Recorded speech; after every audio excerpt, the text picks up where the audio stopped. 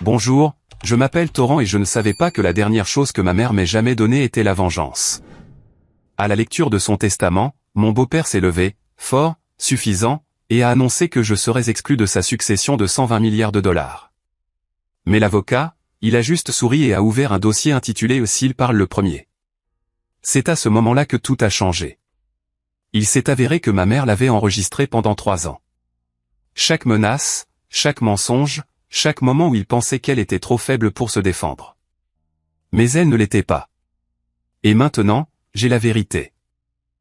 Mais demandez-vous, pourquoi une femme mourante passerait-elle ses dernières années à élaborer un plan secret, à moins de savoir que son tueur était assis juste en face d'elle à table? Quand j'ai poussé la porte vitrée de Howard Eval ce matin-là, j'ai senti un poids dans ma poitrine que je n'avais pas connu depuis des années. Le ciel au-dessus de Chicago était plat et gris, et le vent avait la même morsure qu'il avait toujours à cette époque de l'année, mais l'air à l'intérieur du hall était chaud et calme. Je me suis enregistré à la réception, j'ai hoché la tête quand on m'a dit que la salle de conférence était au 6e étage, puis je me suis dirigé vers l'ascenseur. Je gardais une main dans la poche de mon manteau, serrant le petit mouchoir en ambre que ma mère avait un jour plié pour moi. Je ne l'ai pas sorti. Je voulais juste le sentir là. Je me suis dit de rester calme. Pas de dispute, pas de scène. Juste entendre le testament, signer ce qui devait être signé, et partir.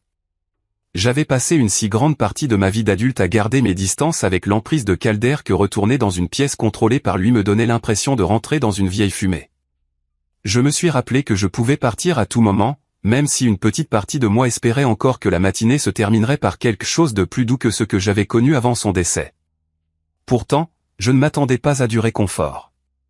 L'espoir peut être silencieux, mais il peut encore piquer.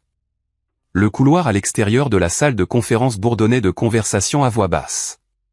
Quand je suis entré, la première chose que j'ai remarquée, c'est que tout le monde avait déjà pris place.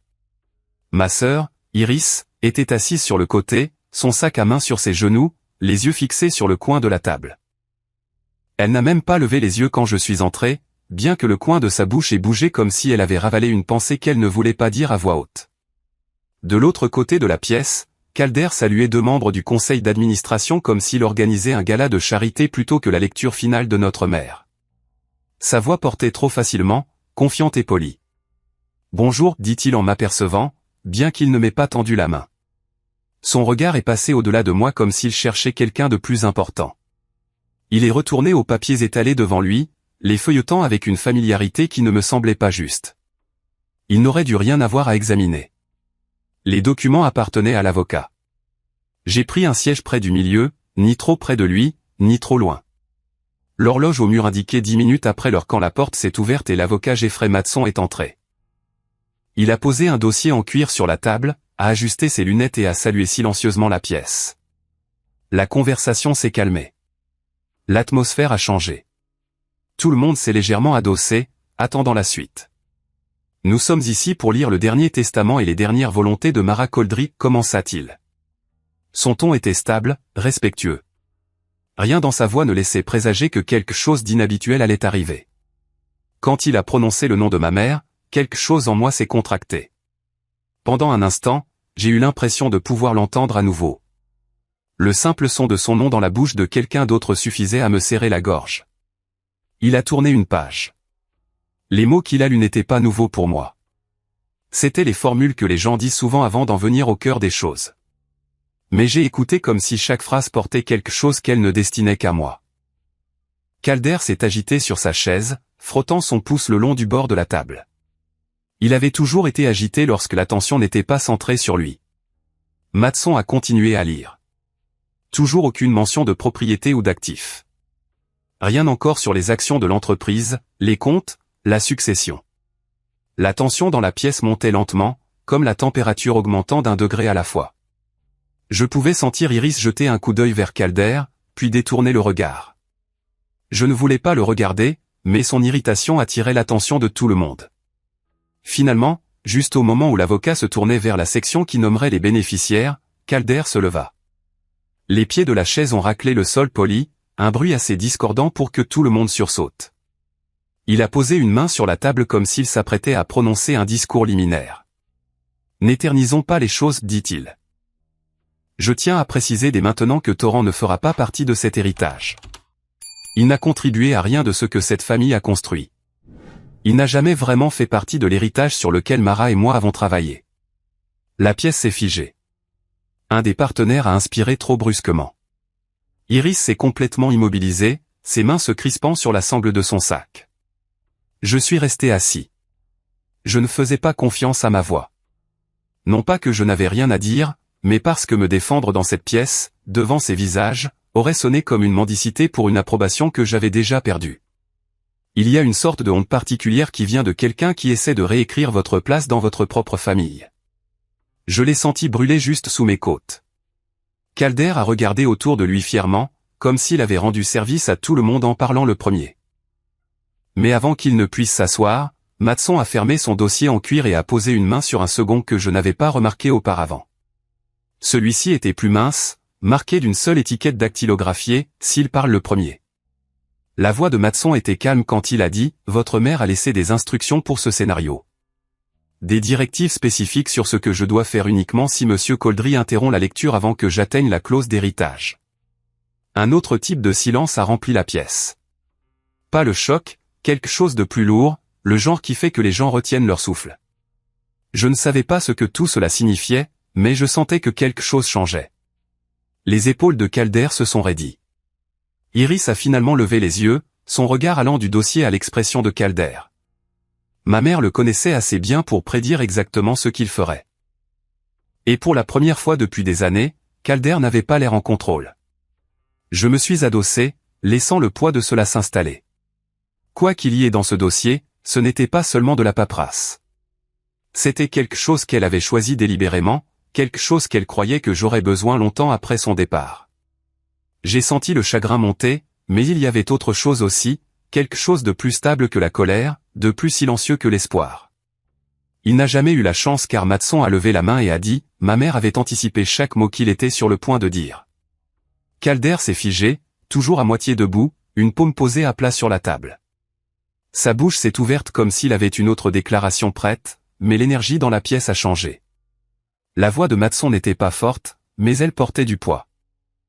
Calme, composé, mais avec une finalité qui avertissait, ce n'est pas votre spectacle. Conformément aux instructions écrites et signées de Mara Coldry, a dit Matson, cette partie de la lecture doit se poursuivre sans autre interruption. Je vais maintenant commencer le protocole alternatif qu'elle a laissé au cas où Monsieur Coldry parlerait hors de son tour. Il a ouvert le second dossier et en a sorti un petit enregistreur vocal numérique. Il avait l'air ordinaire, un boîtier en plastique noir usé, mais à ce moment-là, il semblait plus lourd que n'importe quel document dans la pièce. Je ne savais pas à quoi m'attendre. Peut-être une lettre, peut-être une déclaration, mais pas ça. À la seconde où j'ai vu cet enregistreur dans sa main, j'ai su que c'était sa voix dessus. Je n'étais pas prêt. Ma poitrine s'est serrée alors que Matson posait doucement l'enregistreur sur la table, le pouce planant au-dessus du bouton de lecture. Je n'avais pas entendu la voix de ma mère depuis la veille de sa mort. Il y avait une partie de moi qui se souvenait encore de son ton quand elle était agacée, quand elle essayait de paraître joyeuse, mais ne l'était pas. Je n'étais pas sûr de pouvoir supporter de l'entendre à nouveau devant tout le monde, surtout lui. Que tout le monde reste assis, a dit Matson doucement, puis il a appuyé sur play. Le haut-parleur a grésillé pendant une seconde. Puis est venu le son qui m'a coupé le souffle. Si vous entendez ceci, commença-t-elle, cela signifie que les choses se sont passées exactement comme je le craignais. Sa voix était plus lente que dans mon souvenir, pas fragile, juste délibérée. Elle semblait fatiguée, comme si chaque mot était choisi avec soin. J'ai laissé ce message parce que je craignais que la vérité ne survive pas sans lui, a-t-elle poursuivi.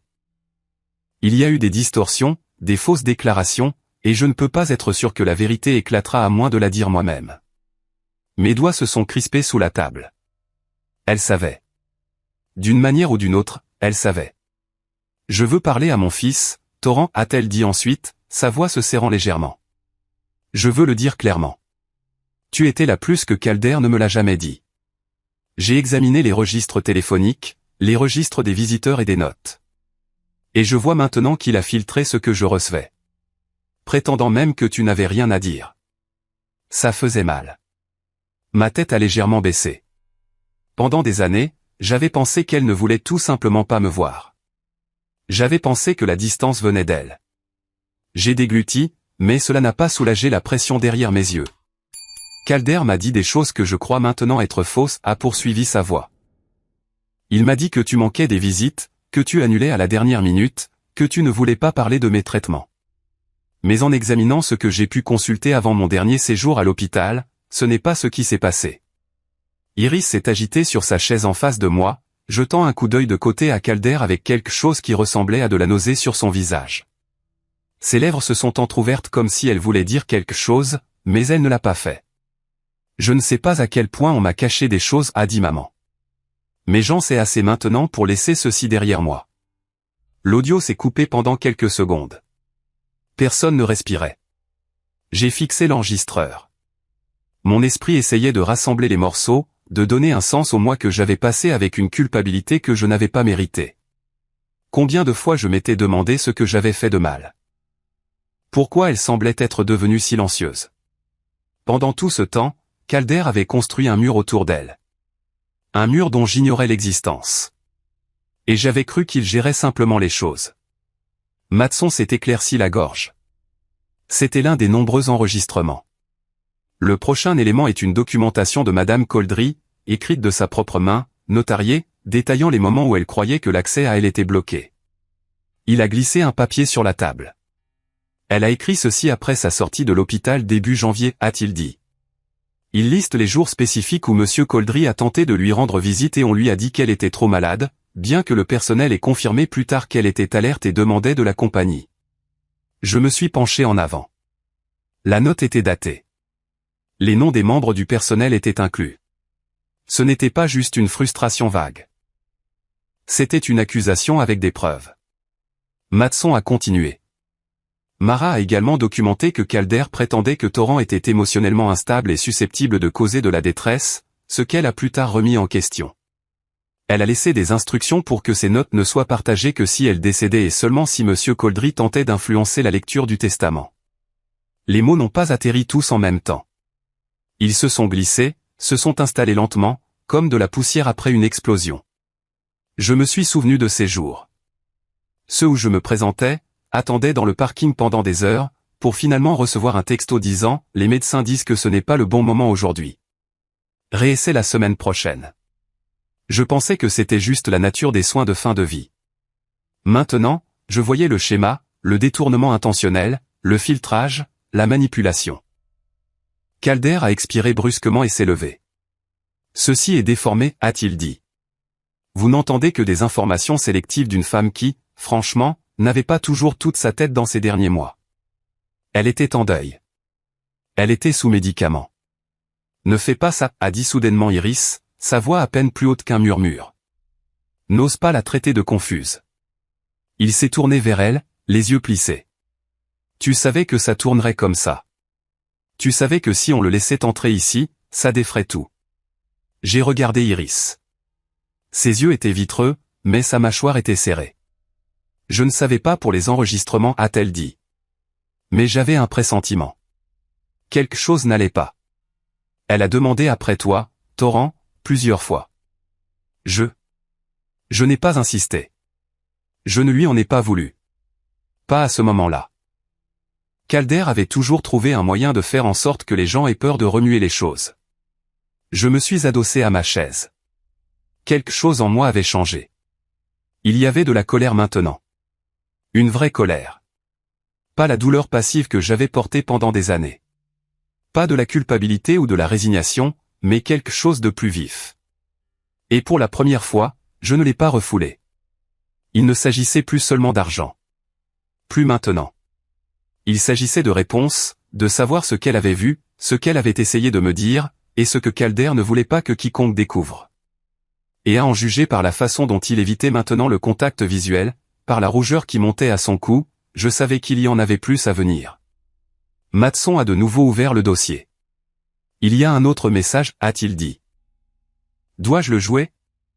Avant qu'il ne puisse commencer le prochain enregistrement, Calder s'est jeté en avant et a essayé de lui arracher l'appareil. Les doigts de Calder ont effleuré l'enregistreur juste au moment où deux membres du conseil d'administration, Bill Drayton et Evelyn Chang, se sont levés de leur chaise. Ils n'étaient pas jeunes, mais l'adrénaline fait bouger les gens rapidement. La main d'Evelyne s'est agrippée au poignet de Calder tandis que Bill le repoussait assez fort pour que sa chaise racle le sol derrière lui. « Ne touche pas à ça », a claqué Bill, sa voix tremblant de quelque chose qui ressemblait à de la rage. Calder a chancelé, a repris pied et a pointé Matson du doigt comme un enfant pris en train de voler. Il manipule tout ce fichu truc. Mara n'était pas saine d'esprit. Monsieur Coldry a coupé sèchement Matson. Une autre interruption, et je serai obligé de vous faire sortir. C'est votre dernier avertissement. Je ne regardais plus Calder. Je fixais l'enregistreur, toujours posé tranquillement sur la table. Je ne m'étais pas rendu compte que j'avais bougé jusqu'à ce que je sente ma main planer juste à côté, assez près pour le protéger. Je ne pensais pas à l'héritage, au legs ou au spectacle public. Je ne voulais tout simplement pas qu'il efface sa voix. Matson a appuyé sur play. Le léger bourdonnement de l'enregistreur a repris vie. Puis sa voix est revenue. J'enregistre ceci en août, a-t-elle dit. Cela fait 3 ans que j'ai commencé à remarquer des changements. De petites choses. Du courrier manquant. Mon horaire de médicaments révisé sans explication. Torrent qui appelle et moi qui ne reçois pas les messages. J'ai posé des questions. On m'a donné des sourires, des haussements d'épaules, des excuses. Je me suis assis lentement. Mes jambes semblaient ne plus m'appartenir. J'ai commencé à prendre des notes. Des dates, des noms, tout ce que je pouvais suivre. Parce que si je ne le faisais pas, j'avais peur que tout ce que je savais soit remballé par Calder ou oublié. Elle a fait une pause, et dans le silence, j'ai pu entendre quelque chose de faible, peut-être une télévision lointaine ou le bruit de la rue. Elle était à la maison quand elle a fait ça. Probablement seule. Probablement effrayée. Je devais protéger les parties de ma vie qui comptaient le plus. Surtout toi, Torrent. J'ai serré la mâchoire. Si vous entendez ceci, alors les choses se sont passées exactement comme je m'y attendais. Calder a interrompu le processus, et maintenant vous devez savoir où aller. Il y a eu un petit bruissement, comme si elle attrapait quelque chose. Il y a un dossier scellé. Il n'est pas ici. Il n'est pas dans la maison. Il est avec un contact juridique à l'étranger, offshore. Je ne pouvais pas lui faire confiance pour rester dans le pays. Les dossiers comprennent des documents financiers, des correspondances, des dossiers médicaux, tout ce qu'il a essayé de contrôler. Elle a soupiré, et cela semblait lui coûter. J'avais besoin que tu aies ce que personne ne pouvait réécrire. L'audio s'est coupé. Personne n'a dit un mot, pas même Calder. Mes doigts se sont déplacés lentement vers le bord de la table. Je ne respirais pas correctement. Je pouvais entendre mon propre pouls. Elle avait planifié ça. Tout ça. Pendant que j'étais occupé à essayer d'éviter les conflits, elle se préparait à une guerre, seule. Prochain élément, a dit Matson en ouvrant un autre dossier, provient de ce fichier offshore, mais autorisé pour une diffusion nationale. Il contient des documents à l'appui qui confirment les affirmations de Madame Coldry. Il a glissé une nouvelle feuille vers l'avant. Je me suis penché. Des captures d'écran imprimées. Des messages. J'ai scanné la ligne de l'expéditeur. Juste des initiales. Puis j'en ai vu un. Il prévoit de passer à l'hôpital cette semaine. Devrais-je dire quelque chose pour le retarder? C'est oui. Dis-lui que les médecins ne pensent pas que c'est le bon moment. Fais en sorte que ça ait l'air clinique. Il reculera. Il le fait toujours. Ma poitrine s'est serrée. D'autres messages, a poursuivi Matson, montrent une coordination entre Monsieur Coldry et quelqu'un au sein de la famille, selon les instructions de Madame Coldry. Nous sommes obligés de le divulguer maintenant. Je me suis tourné vers Iris. Elle avait cessé de cligner des yeux, figée. Je ne pensais pas qu'il a-t-elle commencé, la voix brisée. Il m'a dit que c'était juste pour lui donner de l'espace, qu'elle avait besoin de repos, que tu poussais trop fort. Je ne savais pas ce qu'il faisait réellement avec ce que je lui donnais. Je n'ai rien dit. Je ne savais pas qu'il t'exclurait, a-t-elle chuchoté. Je le jure. Je l'ai observée un instant. Elle ressemblait plus que jamais à une étrangère. J'ai réalisé que j'avais passé les dernières années à lui pardonner d'avance. La laissant discrètement s'en tirer pour ne pas perdre la dernière sœur que j'avais. Il nous a tous manipulés, a-t-elle ajouté comme si cela importait. Peut-être que oui, mais pas aujourd'hui. De l'autre côté de la table, le ton de Calder a changé. rapide, sec. C'est tout à fait unilatéral. Vous ne voyez que des fragments. Vous les déformez, Torrent. Et maintenant, vous faites culpabiliser Iris pour quelque chose qu'elle ne comprenait même pas. Je n'ai pas répondu. La preuve parlait plus fort que n'importe quelle accusation. Matson s'est légèrement penché en avant. Madame Coldry a clairement exprimé ses volontés. Ces documents devaient être publiés exactement tels que présentés. Toute question de validité devra être portée devant un tribunal formel. Personne n'a bougé. J'ai regardé Calder, maintenant assis, rigide, les lèvres pressées en une ligne dure. Il n'était plus seulement sur la défensive. Il était inquiet. Et pour la première fois, je pouvais voir pourquoi. Ce n'était pas une dispute de famille désordonnée. C'était des preuves. Une piste. Une qui pourrait ne pas se terminer dans cette pièce. Je n'étais même pas sûr de savoir où elle mènerait encore. Mais je savais une chose. Maman l'avait mise en mouvement bien avant de mourir. J'ai posé une main sur ma poche, le mouchoir en ambre toujours là. Seulement maintenant, il ne me semblait plus être quelque chose à quoi s'accrocher. Il ressemblait à une boussole. Matson a ajusté ses lunettes, a attrapé un autre dossier et a dit calmement, le prochain enregistrement pourrait changer complètement la façon dont nous nous souvenons de Mara. L'atmosphère dans la pièce a changé à la seconde où Matson l'a dit. Ce prochain enregistrement pourrait changer complètement la façon dont nous nous souvenons de Mara. Son ton n'était pas dramatique. Au contraire, il était respectueux, mais quelque chose dans sa voix atterrit comme un poids dans mon ventre. Je ne savais pas à quoi je me préparais, mais je savais que je devais le faire. Calder a de nouveau ouvert la bouche, probablement pour s'opposer à nouveau, mais Bill, l'un des membres du conseil d'administration, l'a coupé avant qu'un seul mot ne quitte ses lèvres. Ceci est une procédure légale, Monsieur Coldry. Vous avez été averti. Calder s'est adossé avec un ricanement, mais pour la première fois depuis que tout ce cirque a commencé, il est resté silencieux.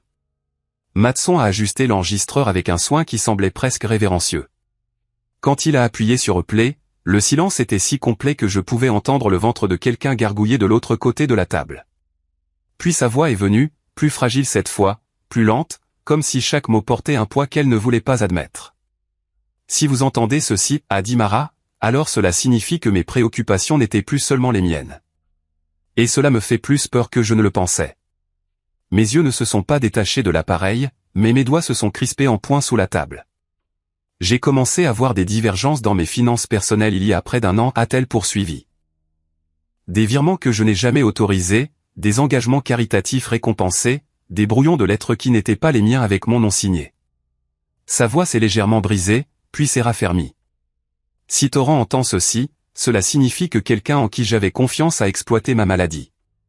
Et si c'est vrai, je crains que ma signature n'apparaisse sur des documents que je n'ai jamais vus. J'ai senti le coup de ces mots atterrir bas dans mon ventre.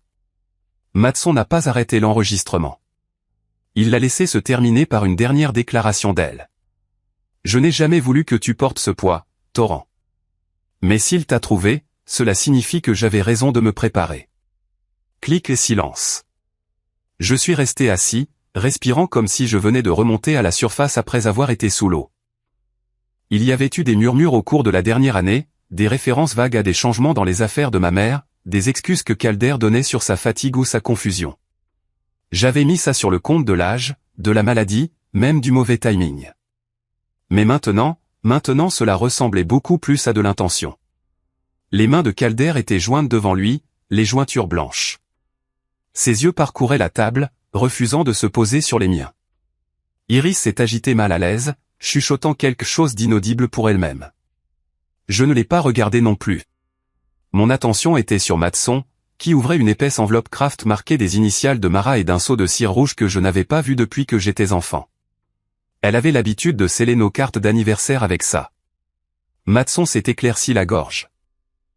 Ce document, a-t-il dit, est une directive successorale qui ne devait être ouverte qu'en cas d'irrégularité procédurale lors de la lecture du testament de Madame Coldry. Il a fait une pause pour regarder directement Calder. Telle qu'une interruption. Une ondulation de réaction a traversé la pièce. Quelqu'un au bout de la table a expiré par le nez un peu trop fort. Matson a poursuivi, conformément aux instructions de Madame Coldry, cette clause lance un examen juridique parallèle de la succession, totalement indépendant de tous les membres de la famille présents. Calder s'est redressé d'un bond. Vous inventez ça. Elle n'aurait jamais fait ça. Mais Matson tenait déjà la déclaration notariée, estampillée par 2 cabinets dans 2 États différents. La clause est valide et exécutoire, a-t-il dit, et elle transfère toute autorité successorale immédiate à un conseil d'examen financier externe jusqu'à nouvel ordre. La bouche de Calder s'est ouverte et s'est fermée comme s'il mâchait du verre. Iris a cligné lentement des yeux. Elle ne faisait plus confiance à aucun d'entre nous, a-t-elle dit, sa voix presque trop douce pour être entendue. Je me suis légèrement tourné vers elle, non pas pour répondre, juste pour voir si elle dirait autre chose. Elle ne l'a pas fait. À l'intérieur de moi, quelque chose a changé. Pas de la colère, exactement. Pas de la vengeance. Juste de la clarté. J'ai pensé aux années que j'avais passées à essayer de faire la paix, aux anniversaires que j'avais manqués, pensant que je donnais de l'espace, aux appels que j'avais cessé de faire après que Calder m'ait dit qu'elle avait besoin de repos. Il s'avère qu'elle avait utilisé ce temps pour construire des murs qu'il ne pouvait pas escalader. Ce n'était pas un testament. C'était un plan de défense. Et je venais juste de réaliser que j'y avais été enrôlé. Matson a jeté un coup d'œil à l'enveloppe. Avant d'entrer dans les détails de l'audit, a-t-il dit, je devrais vous le faire savoir. Il y a un dernier enregistrement. Il a été fait quelques jours seulement avant le décès de Mara. La pièce s'est figée. Même les lumières semblaient plus faibles d'une manière ou d'une autre. Et quoi que je pensais savoir de ma mère, bon ou mauvais, j'avais le sentiment que j'étais sur le point de la voir sous un jour complètement différent. Matson n'a pas bougé pendant un instant. La pièce était devenue si silencieuse que je pouvais entendre le faible bourdonnement des lumières au plafond. Puis, avec le genre de révérence prudente habituellement réservée aux commémorations, il a posé le dernier enregistreur sur la table. Il était plus petit que les autres, plus ancien. Une légère éraflure courait le long d'un côté, et les boutons semblaient usés par des pressions répétées, comme si elle l'avait peut-être tenu encore et encore, rassemblant le courage de parler dedans. Personne n'a dit un mot. Même Calder, les bras croisés fermement et les yeux plissés, n'a pas interrompu, mais sa mâchoire travaillait légèrement comme s'il refoulait quelque chose de nauséabond. Matson n'a pas présenté celui-ci. Il a juste appuyé sur play. Il y a eu une pause. Pas le genre mécanique. Un silence humain. Le genre où quelqu'un déglutit, s'essuie peut-être les yeux, regarde peut-être le plafond avant de commencer. Et puis sa voix est venue. Mon fils. Son ton s'est brisé juste sur le bord. Cela ne ressemblait pas à la matriarche confiante et posée qui dirigeait des conseils de charité et présidait des réunions d'affaires. Cela ressemblait à une mère. Fatiguée, effrayée, à vif. Je ne sais pas si ceci te parviendra un jour, Torrent. J'enregistre ceci une nuit où la maison semble trop silencieuse, même si je sais que Calder est au bout du couloir. C'est peut-être pour ça que je chuchote. Je ne devrais pas avoir à chuchoter dans ma propre maison. J'ai fermé les yeux. Je suis désolé que nous nous soyons éloignés. Je suis désolé pour toutes les fois où j'ai laissé le silence gagner. Ils m'ont dit que tu étais trop occupé, Torrent. Mais je n'ai jamais cru ça. Je savais que quelqu'un nous séparait. Un souffle aigu lui a échappé. Pas tout à fait un sanglot, mais proche. Tu m'as manqué. Mon fils m'a manqué. Mes doigts ont serré le mouchoir en ambre, toujours chaud dans ma poche. Pas pour le réconfort, pour l'ancrage, parce que quelque chose en moi s'est fissuré, large et profond, et je n'étais pas sûr qu'il puisse jamais être réparé. Elle a continué, plus lentement maintenant. Je n'arrêtais pas de me dire que tu passerais la porte. Qu'un jour tu verrais à travers le bruit. Mais une partie de moi s'inquiétait, et si tu pensais que j'avais changé? Et si tu pensais que je m'en fichais? J'ai essayé de respirer, mais c'était comme aspirer de l'air à travers de la boue. L'enregistrement s'est terminé sans un au revoir. Pas de conclusion. Juste cette dernière question obsédante flottant dans la pièce comme de la fumée. Je n'ai pas levé les yeux. Je ne pouvais pas. Ma gorge me brûlait. Mes épaules se sont affaissées. Je me sentais à nouveau comme un enfant. Celui qui se glissait dans le couloir la nuit juste pour l'entendre fredonner dans la cuisine. Seulement maintenant, je savais que quelque part dans ces derniers mois, elle avait fredonné seule. Je voulais me lever et sortir. Je voulais disparaître avant que la douleur ne m'avale tout entier. Mais la voix de Matson a traversé le silence. Il y a une dernière chose, a-t-il dit en glissant une autre enveloppe dessous ses dossiers. Conformément aux instructions de Marat, ceci ne devait être présenté qu'après le dernier enregistrement. Il l'a ouverte, a sorti un document avec l'écriture de Marat.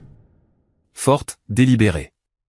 Ceci est un résumé juridique des dossiers que Marat a stockés dans des comptes offshore sous sa société philanthropique, a expliqué Matson. Torrent, vous êtes le seul successeur désigné sur ces comptes. Ma tête s'est redressée d'un coup. À l'intérieur de l'enveloppe se trouvaient des dossiers. Des pages marquées de registres de comptes, de virements, de mets correspondants et, le plus accablant de tous, des superpositions de signatures. Le nom de Calder apparaissait à côté du sien encore et encore, mais les signatures ne correspondaient pas à son style connu. Les faux n'étaient même pas bons. Matson a ajouté, ces dossiers montrent des transferts non autorisés ainsi que des documents qui suggèrent un détournement de fonds à long terme. Des fichiers protégés par mot de passe sont déjà en cours d'examen par les autorités fédérales. Calder a explosé de sa chaise. C'est fabriqué. Elle était malade. Elle ne savait pas ce qu'elle signait. Un des membres du conseil s'est levé. Asseyez-vous, monsieur Coldry. Calder est resté debout, mais ses bras sont tombés le long de ses flancs comme un poids mort. Son expression a changé. Plus de colère maintenant. De la peur. Il savait. Je l'ai regardé. Vraiment regardé. Et tout ce que j'ai vu, c'est un homme qui s'effiloche, fil par fil, cousu ensemble depuis bien trop longtemps par des mensonges et de l'arrogance. À ma gauche, Iris a commencé à pleurer. Pas fort, mais des sanglots aigus, brisés. Je ne savais pas, a-t-elle chuchoté. Je pensais qu'il essayait juste de protéger sa tranquillité. Je n'ai jamais pensé que c'était une question d'argent. Je n'ai rien dit. Je ne faisais pas confiance à ma voix pour ne pas se briser comme la sienne. En vérité, je ne la détestais pas. Pas à ce moment-là. J'étais juste fatigué, épuisé par des années à ravaler mes mots, par l'effort qu'il fallait pour maintenir une famille unie alors que quelqu'un d'autre empoisonnait discrètement le puits. Et puis quelque chose a fait tilt. Il ne s'agissait pas seulement d'argent. Il ne s'est jamais agi de ça. Il s'agissait de quelque chose de complètement différent. Ma mère n'a pas seulement laissé des preuves. Elle a laissé une intention. Elle voulait que je le voie, pièce par pièce. Pas pour détruire Calder, mais pour comprendre la différence entre l'amour et le contrôle, entre la paix et le silence, entre la famille et la loyauté mal placée. Je suis resté assis là, le cœur brisé, les yeux encore humides. Mais quelque chose de plus profond a remué. De la résolution. Peut-être qu'elle ne voulait pas que je me batte pour l'argent. Peut-être qu'elle voulait que je me batte pour la vérité. La voix de Matson flottait encore dans l'air lorsqu'il a glissé une enveloppe scellée sur la table vers moi. Il n'a pas dit grand-chose, juste qu'elle m'était adressée directement, de la main de ma mère, et que Calder n'était jamais censé la voir. Je ne l'ai pas prise tout de suite. L'enveloppe avait l'air simple. Pas de monogramme sophistiqué, pas de tampon légal, juste Torrent dans son écriture familière, un peu plus tremblante que d'habitude, mais elle semblait plus lourde que tout ce qu'on m'avait remis ce jour-là. Pas en poids, en signification, en ce qu'elle pourrait contenir. Pendant un long moment, je l'ai juste fixée. Calder s'est adossé à sa chaise, m'observant comme un faucon. Il y avait une lueur de satisfaction sur son visage, le genre qui vient de l'attente que quelqu'un craque. J'ai pris une inspiration, stabilisant mes mains, et j'ai ouvert le rabat. À l'intérieur se trouvait une seule feuille de papier. Pas d'audio, pas d'avocat. Juste son écriture. Torrent, si tu lis ceci, alors tu es resté plus longtemps que je ne le craignais. Merci. Je sais que ce n'est pas facile pour toi. J'ai cligné des yeux, balayant le texte avant de revenir au début. Ces mots n'accusaient pas. Ils ne suppliaient pas. Ils me voyaient. Et c'est ce qui m'a achevé. Je sais à quel point tu as essayé de maintenir la paix. Je sais combien de fois tu es resté silencieux même quand tu n'étais pas d'accord, juste pour maintenir la famille unie. Tu pensais que l'amour signifiait ne pas secouer l'arbre. Mais parfois, Torrent, l'arbre est déjà en train de pourrir, et le silence ne fait que nourrir les racines. J'ai senti le souffle me manquer. Je t'ai choisi pour ça parce que tu connais encore la différence entre la justice et la vengeance. Elle a ensuite décrit quelque chose que je n'attendais pas. Une énigme enfouie au milieu d'une phrase ordinaire. Tu m'as dit un jour que je faisais trop de bagages pour chaque voyage. Tu te moquais de cette boîte de rangement que je gardais à l'ancienne banque de Paluma. Celle que j'ai dit être pour des reçus et de vieilles écharpes. C'est là que tu trouveras le reste. Tout ce qu'ils ont essayé de te prendre. Tout ce que je ne pouvais pas dire à voix haute. La pièce autour de moi s'est obscurcie. Pas littéralement, mais quelque chose dans ma concentration s'est rétréci, comme si tout ce qui se trouvait à l'extérieur de ce papier n'existait pas. J'ai plié la lettre et je l'ai tenue sur mes genoux. Elle avait tout planifié, chaque mouvement, non seulement pour que je survive à ce que Calder faisait, mais pour y faire face, pour l'exposer. J'étais encore en train d'absorber le poids de tout cela quand le son d'une gifle sonore sur la table m'a ramené à la réalité. Calder s'était levé et avait claqué une pile de dossiers Kraft devant Matson. Ceci, a-t-il annoncé à voix haute, sont des documents de succession préliminaires montrant que Torrent a détourné des fonds de la fiducie caritative de ma femme. La pièce s'est raidie.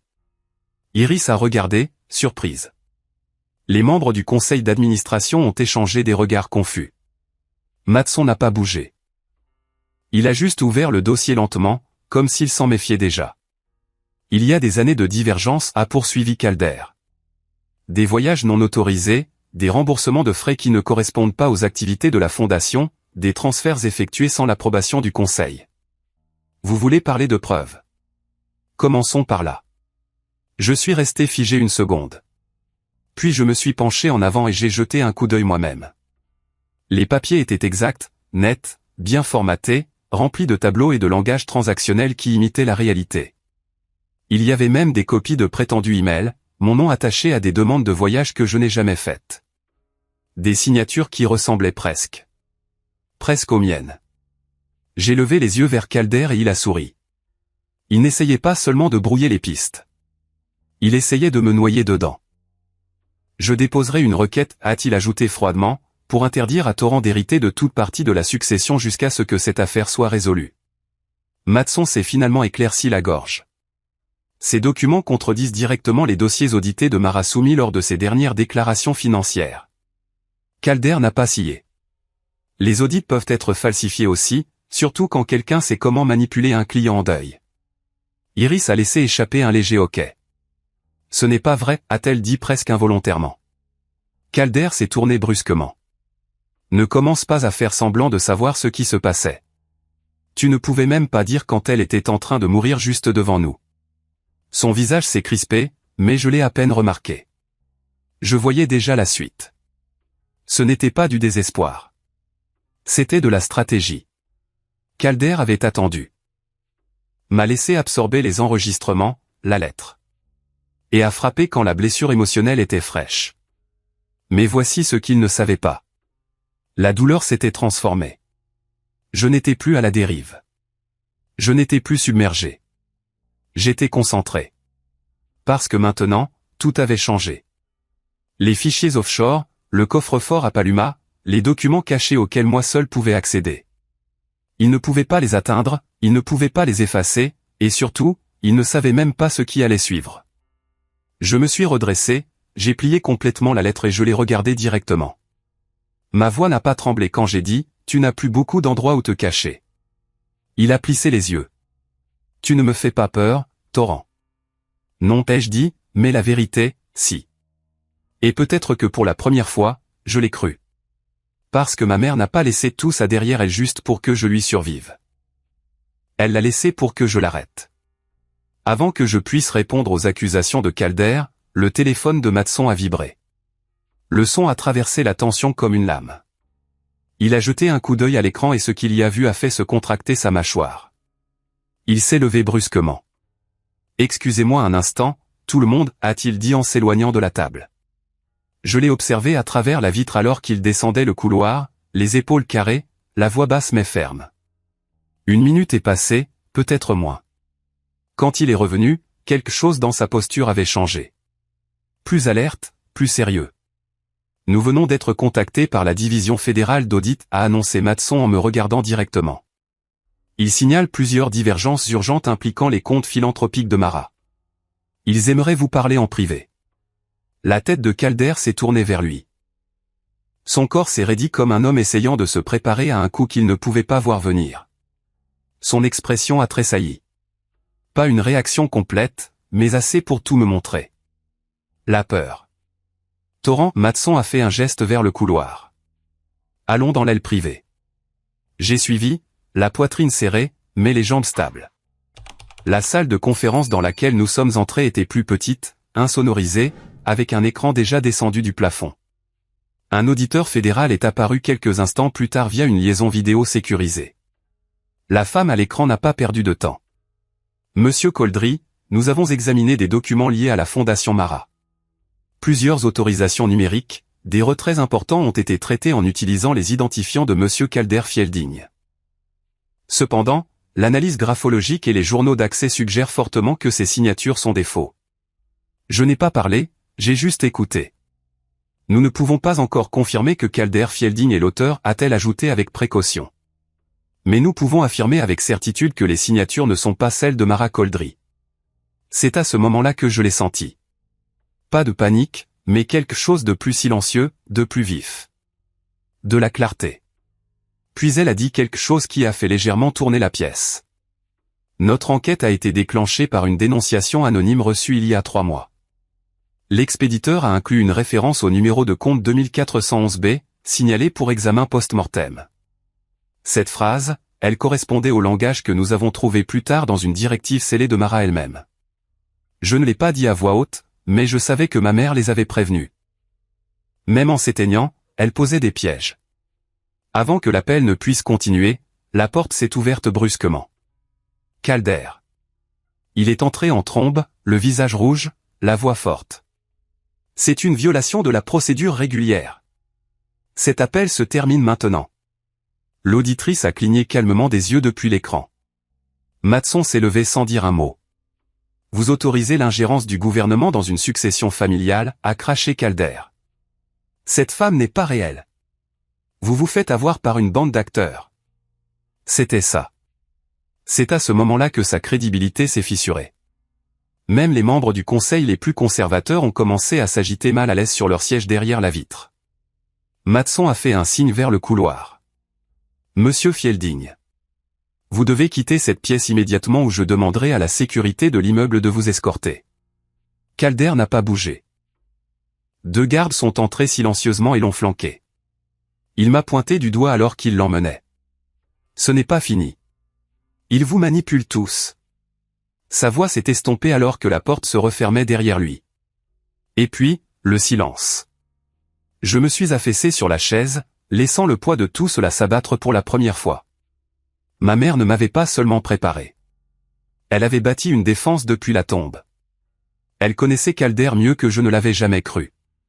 Mais l'ampleur de la chose. Ça me terrifiait. Elle avait su chaque pièce de ce puzzle. Et pourtant, elle m'avait fait confiance avec.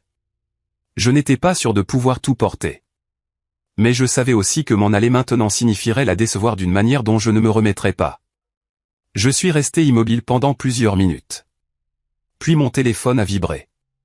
Un texto d'Iris. Calder vient de déposer une injonction d'urgence contre toi. J'ai fixé les mots. Un autre message a suivi. Il prétend que tu es mentalement inapte à participer aux procédures de succession, citant des hallucinations, de la paranoïa et un schéma d'instabilité. J'ai laissé tomber ma tête dans mes mains.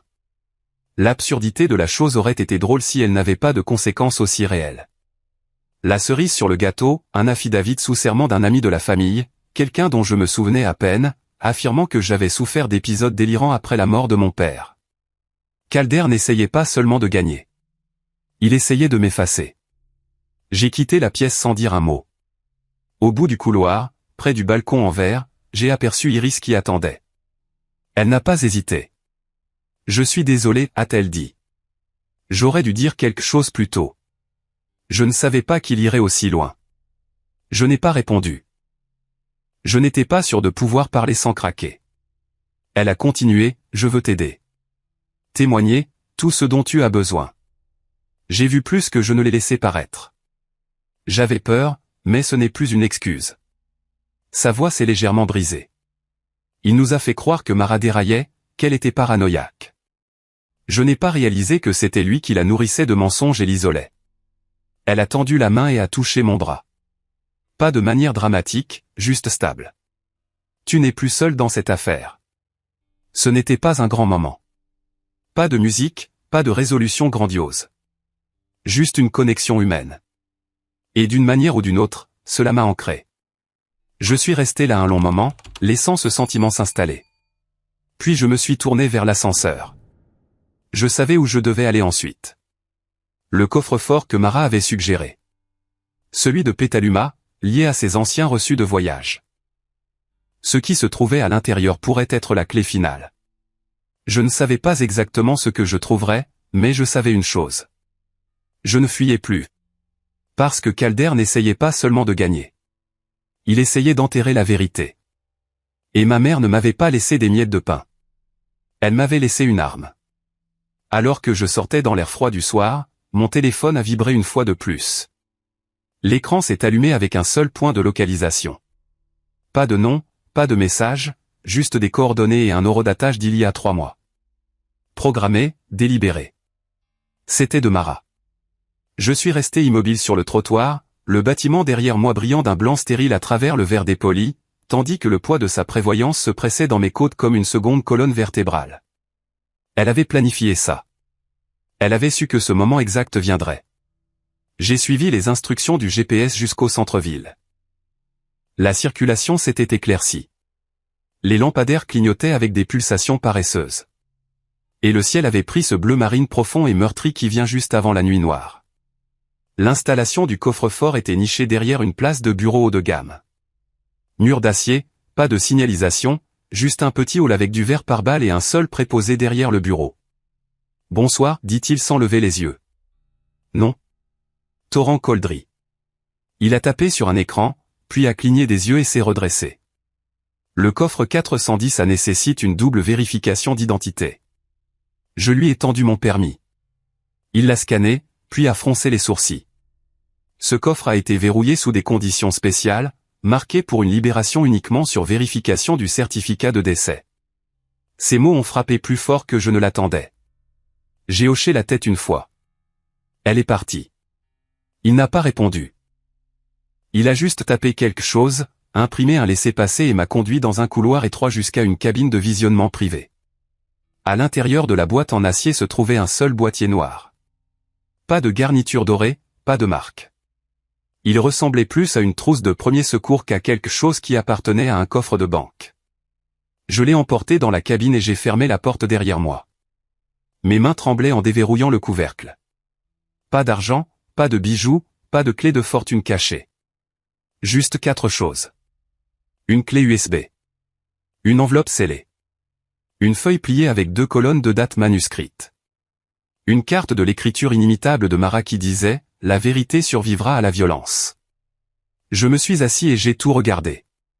Pendant un instant, je ne pouvais même pas bouger. Puis j'ai pris la clé USB et je l'ai branchée sur le terminal sécurisé du coffre-fort. L'écran s'est allumé avec une liste de dossiers, chacun étiqueté par mois et année, certains remontant à près de 3 ans. À l'intérieur de chaque dossier se trouvaient des fichiers audio, certains titrés par lieu, cuisine, salle de conseil, salon. D'autres n'étaient étiquetés qu'avec des horodatages. J'ai ouvert le premier. La voix de Calder a rempli la pièce. « Mara, tu ne m'entends pas. Ce n'est pas sujet à débat. » Elle a répondu, sa voix fatiguée. Silencieuse. « Je demande juste du temps. » Il a ricané. « Tu as eu du temps. On avance sur ce dossier pendant que tu es encore assez lucide pour comprendre ce qui se passe. » J'ai arrêté la lecture, mes mains serrées en poing. J'en ai ouvert un autre. Cette fois, une conversation téléphonique. Calder parlant à quelqu'un que je ne reconnaissais pas. Elle se détériore plus vite que prévu. Si nous poussons l'ajustement des médicaments maintenant, elle perdra la notion des dates d'ici Thanksgiving. Une pause. L'autre voix a demandé, « Tu es sûr que c'est sage ?» Elle ne se souviendra pas de quel jour on est, et encore moins du nombre de zéros que je déplace. Un autre enregistrement, celui-ci dans sa chambre. Elle pleurait doucement, comme si elle ne voulait pas que quiconque l'entende. Je ne pouvais plus respirer. J'avais vécu des années avec la culpabilité de ne pas être plus présent. J'avais cru qu'elle s'était éloignée, que j'étais peut-être trop concentré sur le travail, trop enclin à éviter les conflits. Mais elle ne m'avait pas exclu. C'était lui. Ce n'était pas seulement de la violence psychologique. Ce n'était même pas seulement de la fraude. Il avait orchestré son déclin. J'ai ouvert le dernier fichier du dossier le plus récent. Ça a commencé au milieu d'une conversation. Calder, encore. Elle ne tiendra pas un an. Une fois que les médicaments feront effet, elle se souviendra à peine de son propre nom. Un autre homme a demandé, tu comprends que c'est criminel. Et Calder, calme, suffisant, a répondu, pas si personne ne voit jamais les dossiers. J'ai fixé l'écran, le cœur battant la chamade. Il ne lui avait pas seulement volé. Il l'avait saboté médicalement. Et elle le savait. Elle l'avait su. Elle a rassemblé des preuves. Elle a monté un dossier pour moi. J'ai tout téléchargé. Chaque fichier, chaque liste, chaque seconde de bande. J'ai glissé la clé USB dans la poche de mon manteau, j'ai plié la feuille de date et j'ai pris la note qu'elle avait écrite comme si c'était un morceau de sa main dans la mienne. Je suis entré dans ce coffre-fort en victime, ai-je dit à voix haute, la voix tremblante. J'en suis sorti en tenant sa fin. Il ne restait plus de colère. Pas de la manière chaude et furieuse que j'avais ressentie plus tôt dans la journée. C'était plus froid, plus vif. C'était la guerre. Je suis sorti. L'air était plus froid qu'auparavant, humide de brouillard matinal. Le monde avait légèrement basculé de son axe. Je ne me sentais plus incertain. Je ne me sentais plus comme un homme qui se débat pour survivre au mensonge de quelqu'un d'autre. J'étais la vérité maintenant. Et Calder n'avait aucune idée de ce qui l'attendait. L'éblouissement des phares a traversé le parking, tranchant le brouillard comme une lame. Je ne me suis pas retourné tout de suite. Je savais déjà qui c'était. La portière a claqué. Des pas ont crissé derrière moi. Belle nuit pour jouer au héros, n'est-ce pas? La voix de Calder, mielleuse, faussement calme, s'est glissée derrière moi. J'ai expiré lentement et je me suis retourné. Il se tenait là, le manteau à moitié boutonné, son visage essayant de conserver une version de confiance qui ne lui allait plus. Tu as été bien occupé, dit-il en s'approchant. Visite de coffre-fort, dossier de fin de soirée. Tu dois avoir l'impression d'avoir le dessus. Je n'ai pas répondu. Tu crois vraiment que tu peux gagner avec les paroles d'une femme morte? Tu penses que quelques enregistrements sentimentaux et des dates griffonnées de sa main vont tenir devant un tribunal? Je l'ai regardée droit dans les yeux. Elle n'est pas morte confuse. Tu espérais juste qu'elle le serait avant de t'exposer. Son expression a vacillé. Pas beaucoup, mais assez. Il a redressé les épaules et a baissé la voix jusqu'à un grognement. Tu ne vas pas ruiner tout ce que j'ai construit. Je déposerai une autre injonction avant le lever du soleil. Tu seras enfermé dans les salles d'audience pendant une décennie. Et devine quoi? Personne ne croit un homme comme toi plutôt qu'un philanthrope respecté qui a laissé son nom sur chaque bâtiment de la ville. J'ai pris une inspiration, j'ai gardé la voix basse. Tu ne comprends toujours pas. C'est déjà fini. Il a cligné des yeux. Qu'est-ce que tu as dit? Je n'ai plus peur de toi. Je n'ai pas besoin de ton approbation. Je n'ai pas besoin de ta permission. Et je n'ai certainement pas besoin de protéger ta réputation. Ce silence stupéfait a duré peut-être 2 secondes, mais je l'ai senti s'étirer. Je lui ai tourné le dos et j'ai marché vers ma voiture. L'air était épais de tout ce qui n'avait pas été dit pendant des années. Il n'a pas suivi. Le prochain arrêt était le bureau de Matson, la même salle de conseil où tout ce cauchemar avait commencé. Je n'ai pas frappé. Je suis entré et j'ai posé le boîtier noir sur la table. J'ai ce dont nous avons besoin, ai-je dit à Matson. Iris a levé les yeux du coin de la pièce. Ses yeux m'ont balayé, puis la boîte, puis sont revenus sur mon visage. Stable, silencieuse. J'ai ouvert le boîtier et j'ai disposé la clé USB, les registres de médicaments, les bordereaux de transactions falsifiées et la note que Mara avait écrite. Matson a inséré la clé dans son ordinateur portable. En quelques minutes, les enregistrements jouaient. Des halètements ont résonné dans la pièce. De faibles murmures se sont transformés en un silence glacial. L'enquêteur fédéral, qui était assis tranquillement au bout de la table, a commencé à prendre des notes. Son expression n'a pas changé, mais son stylo n'a jamais cessé de bouger. Ceci est criminel, a finalement dit Matson, sa voix dépouillée de toute formalité. C'est de la coercition et de la fraude médicale. Personne n'a argumenté. Personne n'a même respiré. Je me tenais près de la fenêtre, regardant la nuit au-delà du verre. Il n'y avait pas de satisfaction, pas de montée dramatique de musique de justice. Juste le silence. L'empire de Calder ne s'est pas effondré avec fracas. Il s'est fissuré, silencieusement et régulièrement, comme un barrage qui cède, une fracture à la fois. 1 heure plus tard, l'enquêteur a confirmé qu'une inculpation fédérale était en cours. Des accusations suivraient. Calder serait définitivement écarté de toutes les discussions sur la succession. Iris a touché mon épaule en passant. Elle était plus forte que nous ne le pensions, dit-elle doucement. Non, ai-je répondu. Elle s'est juste assurée que je serais fort quand elle serait partie. La salle de conseil s'est vidée lentement. Certains chuchotaient, certains me serraient la main. La plupart ne savaient pas quoi dire. À minuit, la lecture du testament a repris. Cette fois, c'est la voix de Mara qui a rempli la pièce. Pas en chuchotement, pas en jargon juridique, mais elle, entière, vivante en mémoire. Si vous entendez ceci, dit-elle, cela signifie que vous vous êtes levé quand il le fallait. Je suis fier de vous. Prenez ce que j'ai construit et construisez quelque chose qui ne peut être pris. Ça m'a brisé. Silencieusement. Elle m'a laissé la part majoritaire de la fondation, les clés de tout ce qu'elle avait protégé. Mais je ne me sentais pas victorieux. Je me sentais investi d'une confiance. Et c'était plus lourd. Plus tard, après avoir signé des formulaires et répondu à des questions, je suis sorti. La nuit s'était estompée en ce gris étrange et silencieux d'avant l'aube. Je suis rentré chez moi sans musique, juste le doux ronronnement des pneus et des souvenirs. Dans ma cuisine, le pendentif était posé sur le comptoir, celui qu'elle m'avait donné il y a des années. Je n'avais pas pu le regarder depuis sa mort. Maintenant, il ne piquait plus. Maintenant, il ressemblait à une permission. Je l'ai tenu dans ma main, son poids petit mais stable. J'ai pensé à ce qu'elle avait enduré, à ce qu'elle avait protégé, à la façon dont elle avait laissé des miettes de pain non pas pour le blesser, mais pour me protéger.